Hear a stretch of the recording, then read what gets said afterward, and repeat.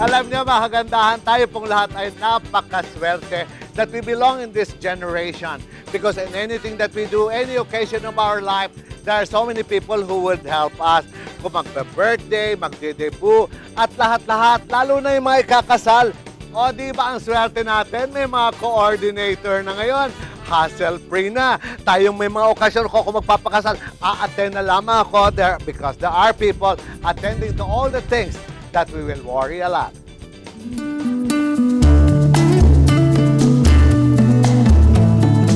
Ay nako, ewan ko ba, bawat buwan usong-uso talaga ang pagpapakasal sa mga nag-iibigan. Dahil ito ay nagbibigay katuparan sa pangarap ng mga bawat babae na magkaroon ng isang pamilya.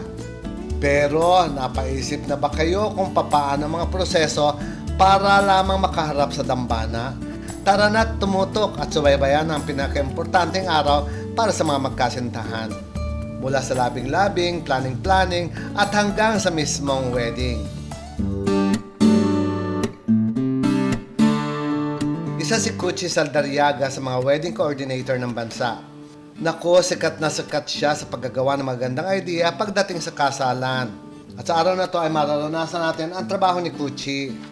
Mula sa preparation, wedding ceremony, at pati sa reception, dadalhin din tayo ni Cuchi. Kaming mga planners, kami yung nagtutulong sa kanila kung ano yung step-by-step na procedure para maumpisahan nila yung maayos sa pagpaplano. We believe na kapag organisado lahat, even yung delivery sa day ng wedding itself, it's a good sign even for the start of their married life. Ang isang wedding kasi, isang malaking bagay na thing na dapat nila i-consider pag ikakasal sila, yung mga dokumento at saka yung mga proseso na kinakailangan ng simbahan o ng government for processing of their wedding, no? Kasi hindi lang yan all about the suppliers. Ang pagiging flexible nga daw ang isa sa mga dapat na katangian upang maging isang wedding coordinator. Katuwang niya ang kanyang mga piling-pili at mahuhusay sa team sa pagbibigay ng saya at paghahanda hanggang sa huling minuto ng programa. Isa siyang proseso na it takes about a year to do, at the most 6 months ahead to prepare. Marami kasing mga requirements ang government at saka ang church, hindi mo siya pwedeng madaliin.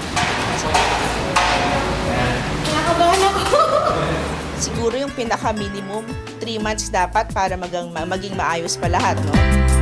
Siyempre, ang preparasyon dito sa hotel, ang bridal suite.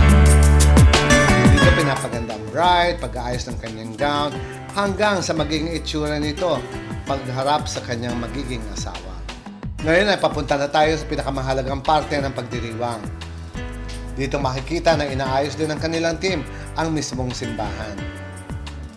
Nilagyan at gumawa ng mga iba't ibang dekorasyon depende sa temang gusto at napagkasunduan. At matapos ang ingranding pag-iisang dibdib ng dalawa, naku, pupunta naman tayo sa Taguig para sa reception.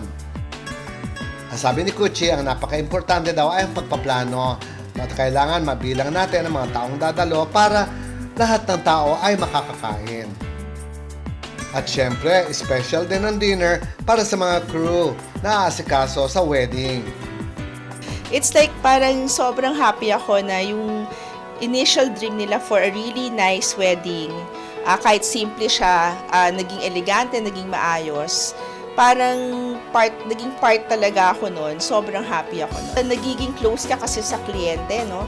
So parang nagiging kaibigan mo na sila, nagiging malapit ka sa kanila. But then I'd like to think that everybody kasi moves on from something, no? And I always think na most likely I'll see them again maybe in another friend's wedding.